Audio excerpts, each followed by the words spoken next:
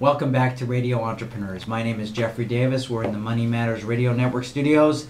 Don't forget we can be heard on 3 stations, WBNW, WPLM in Plymouth, and WESO in Southbridge, Mass. And also on the web at radioentrepreneurs.com, and also on the Money Matters Radio Network with their app. Gary Fertigue is with me, the financial guru of the day. Jeffrey, thanks. Good, always good to be here. Interesting guest coming on now, Ken Pedecini from Kenwalk Office Systems down on the Cape in Mashpee. Yes, welcome. Sir. Thank you, Gary. It's nice to have a Mashpee guest down here. That's right, Cape Cod, wonderful spot to be. So Ken, why don't you tell us about the business and what it does? Sure. We actually started business back in 1983. And what we are, basically we started as a Savin Rico copier distributorship. We also sell office supplies and office furniture. And as obviously over the last almost 30 years, the company's evolved. We've grown up, so we do more business up this way. We do a lot of business with public schools and local town governments, selling off a state contract. And we basically brand ourselves as a full-service office equipment, office supply, office furniture place. One-stop shopping, so to speak. And that's kind of hard to find these days, where we can actually sell somebody a copy and we can network it for them and show them how to use it and then service it down the next few years for them. So how do you deal with the Staples and the Office Depots? Are they stiff competition for you? Well, no, that's a good question. We're not really in the retail per se. We're more business to business. But the interesting thing is when we started back in 1983, there was 5 office supply companies on the Cape. And then Staples opened up, and we've actually older than Staples. I think Staples opened up in 1985. Right. And out of those... Ask Mr. Romney, he'll tell you. Yeah, that's right. And out of those 5 businesses, I think 4 of them went out of business. And we were the last man standing, so to speak. So, we don't get any foot traffic in our store. We have a beautiful facility in Mashpee, but we basically go business to business. So you call us up, we go out there, we see what you need, we do an assessment, and then we sell it and we service it. Mm-hmm. Our biggest competition really in office supplies and office furniture would be a company like W.B. Mason, so they set up business to business. So now, how far up are you coming from the Cape? Service clients in Boston? Sure, we're up in Winchester, we're up in Quincy, we do business in Dedham, the Dedham schools, and we've expanded because we've been successful with our distributors, Connick Minolta and Savin Rico. They've asked us to expand our territory. So do you warehouse product, or are you shipping directly out of your vendors, out of their warehouses? That would be expensive to be warehousing a lot of product. We do warehouse, but we can basically we get an order and turn it around in about a week. We don't drop ship, it usually comes into our warehouse. Comes to your house When first. we do a large school account, like say Falmouth or Barnstable schools where they buy 50 machines at a time, we'll have it shipped to our warehouse direct from the manufacturer, and then we usually install it in about a week. And that's funny because I know in the computer industry you always hear about the Dell model, where Dell doesn't really manufacture until after you've ordered it and they have their cash. They have a great cash cycle management. Right. So I was wondering if you were doing any of that as well. But you're not. You're keeping stock in place too. So you're carrying inventory, which can be quite an expense. It can be expensive. Luckily we have the resources and reserves to do that. But I mean, it can be challenging at times. Well, that's how Dell sort of beat Compaq, because Compaq was keeping inventory and Dell didn't build the computer till after they got their money. They had a much better cash cycle management. Sure. It's a great case. It's great as long as you can get that turnaround quickly. Right. Right, if you can build that model. Right. So, is it tough to build a business on the Cape, do you think? Yes, I mean, the thing that what attracted me to the Cape is when I first got out of Boston College in the late 70s, I worked for Savin directly in Boston, and we used to handle state contracts, we used to handle the Worcester territory, and then we used to go down to the Cape every weekend. And I loved the lifestyle of the Cape, I loved the community of the Cape, and the opportunity opened up when I was like 25, 26 to start a dealership. And we basically started from scratch. Nowadays, when you buy a dealership, you have machines in the field, and it's, that's where the value is. The more machines you have in the field, the more Because you're servicing? servicing and supplies. So we started from scratch, basically just pounded the pavement and cold called, and we basically just grew the business from there. And then because my expertise was in the GEM, government education medical marketing, I went sued schools, towns, and went after those state contracts, and that grew the business quickly. Because that's more of a reliable source of business, isn't it? It's good for the cash flow. The margins are very tight. The subsidies from the manufacturers are basically non-existent now, but we have probably over 2,500 machines just in schools and towns. Are there differences between copy machines? That's a good question. I Or mean, is it really commodity nowadays? it's there's some parity in that because they're all digital now. They're all much more reliable than the old days. There's a lot less moving parts, but some manufacturers are better than others, without a doubt. And I think we have two strong manufacturers, and that's why we stuck with Savin Rico for almost 30 years, and then we picked up the Konica Minolta line as well. There's been a lot of shrinkage in my business as far as distribution and dealers, so we've been attracting a lot of manufacturers to us because we have a good success record. But we basically, you can't be taking on too many manufacturers, then you lose your expertise on the whole lines. So in terms of furniture, you're warehousing furniture as well, or that you're doing more drop shipping? That we can usually go right into drop shipping, and you order a chair, I can get it to you next day. And we also do CAD/CAM design work for systems, furniture, and things like that. So you are competing to some degree with some of the superstores. To some degree. I mean, at price point, we're very competitive, and from a service point, we're much better, because if you buy it from the superstores, they're not going to deliver it, set it up, move existing furniture for you, and things like that. So we have a lot of value add to our business, and that's what we try to differentiate ourselves with. Are you the only shareholder? Yes. My partner retired, basically went down to Florida about 4 years ago. Smarter than you, obviously. He was. I think he got out the month before the stock market crashed. Oh, he's much smarter. He's much smarter. He knew something the rest of us didn't.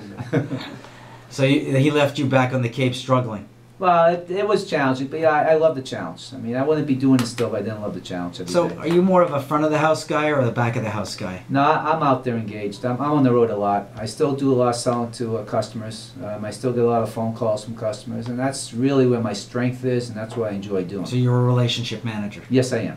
It's all about, we always say we all about relationship selling in our business. So did you build a strong back room? I could have more back room, and I have some very strong people working for me. We're probably understaffed in the back room area.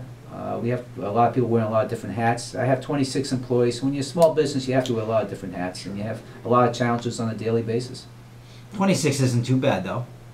No, it's not too bad, but I mean, just like anything else, as your business grows, the secret is to try and keep the profitability up there. Right. Now, 26 people, Cape Cod, people think about seasonality. I know you're not in the restaurant business, but does seasonality affect your business? In the extent that we do a lot of school and government business, so their buying seasons are usually the beginning of summer, June and July, because that's their fiscal year, and then the beginning of the fall season. So we do a lot of big business those, that June, July, August months, but that's really because of the the fiscal year ends for the schools and towns. So are you able to keep all 26 employed throughout the year, or do you have Oh, absolutely. fluctuations? Yes. No, we keep it all employed during the year. They all have full benefits. Do you have a sales force as well? Yes, we do. We have 4 people on our sales force. Are you the sales manager? I'm a sales manager, that's correct. Do you use any kind of technology to track the salespeople? Yes, we do. We have some nice database called Sales Chain that allows us to track everybody's activity during the day, and everybody has to give me a daily summary of what they did during the day. And then we have regular sales meetings and training meetings twice a week. And do it manually? Well, Sales Chain is actually something we do with, that's pretty good. That's something that we have all the database built right in.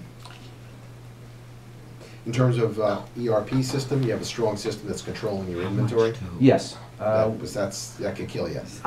Yeah, you're absolutely right. I made a major investment probably about 10 years ago on in that system called eAutomate. That not only does the inventory, but integrates our service contracts, our service billables, our service calls, accounts receivable, and accounts payable all into one. And the way I do this, when I pick on new systems, I talk to other dealers. We go on these dealer trips, and there's some dealers that are much larger and obviously much smarter than I am in certain respects, and I ask them, what's successful for you? Sure. And then I find out what's best. That's how I integrated the eAutomate system, and that's how I picked up the Sales Chain for our sales database. Mm-hmm. Again, being in this kind of middle market, it's important to have systems to run smoothly and efficiently. Absolutely.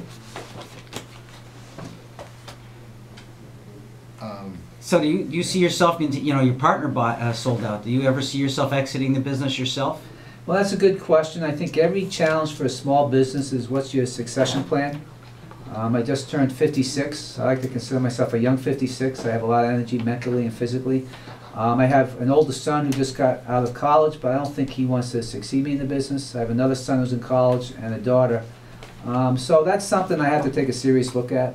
There is some consolidation in my business. There are some opportunities. The opportunities to sell your business were actually better probably 10 years ago before, the consolidation in the economy got a little tight. I'm looking at Gary because I thought he had a question. No, go ahead. I lost it. What are have you seen a lot of changes in the industry the last couple of years? Amazing changes. The challenge in my industry always was you used to see some technological changes that maybe happened every 2 or 3 years. And we used to be called copier salesmen. Well, now we're digital imaging systems providers because our machines go on your network. They do your scanning, your printing, your copying, your faxing, your archiving, document solutions. So what used to happen every 2 or 3 years happens every 2 to 3 months. So that's where the challenge is. Do you do any, I don't know what you'd call it, you do any B2C selling? You sell to the consumer, home use, for home offices? We have. On the Cape, there is a need for that. We sell a lot of small machines. I mean, we sell machines for a few $100s to the Are you home price use. competitive, or Yes, people we better are. off at Staples? No, we are price competitive, and then somebody will buy a machine for $495, and then we'll go to their house, and one of my network guys will show them how to use it, set it up on their computer. It saves people a lot of time. Okay, you're gonna give me your card before you leave. I got 2 home offices for you. Okay, we'll give you a good deal. One thing in terms of these new copying machines, I was with somebody who does insurance, and he was alerting us that when machines go out of your office, they have memory in them. And unless you think about it, your documents, which are supposed to be secure, they're out there.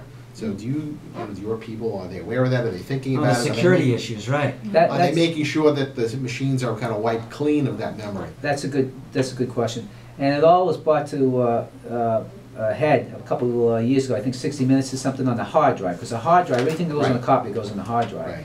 And after that piece, I had all these people call me up. They said, "What about our hard drive?" And all these people had analog copies and didn't even have our hard drives.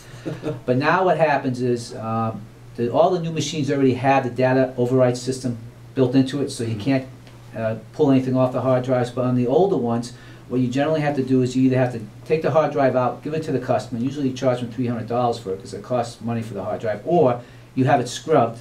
Give them a certificate saying it's been scrubbed, and then you put the hard drive back in. Because the hard drive actually is not just the memory, but also determines how the functionality of the machine as well. Sure. When I graduated college, which was probably around the time you did, we're almost the same age, my school had 3 big recruiters that came on site. One was IBM, one was Burroughs, and you remember Burroughs, your head Yes, went back. The other was Xerox. And the other one was Xerox. And a lot of people picked Xerox. It was always the favorite employer because Xerox had the best training. And, They did. And people. To this day, I know that Xerox was known for its training. Does the industry still invest in training people the way it did back then? Well, interestingly enough, the dealership has to invest. Now, you can get some support from the manufacturers, but it's a little different nowadays. And we send guys down to what we call Rico University for different modules, whether it's document solutions, learning how to sell color to B2C, things like that. But it's not like it used to be, where you'd actually be hired by a company and they put you in a 6-week school. They're trying to bring that That's what back. happened to me. I worked for J&J. I was in school for 6 weeks, exactly. And so now what they do is they try to do it online, but they're actually, interestingly enough, some of the manufacturers are trying to bring that back. But everything's done online and it's by modules. You still have to. Okay, so I can have my wife write the test for me. Ken, if somebody wanted to get hold of you, learn more about the business, how would they contact you? They can contact us directly at Kenmark Office Systems in Mashpee. They can contact me at my website, www.kenmarkoffice.com, or they can just email me directly at kpedicini, Pedicini, at kenmarkoffice.com. Great, Ken. It's great having you on the show. We hope you come back again, and you'll connect with us on our Facebook page. I'm with Gary Fatigue, and this is Radio Entrepreneurs. We'll be right back after this break.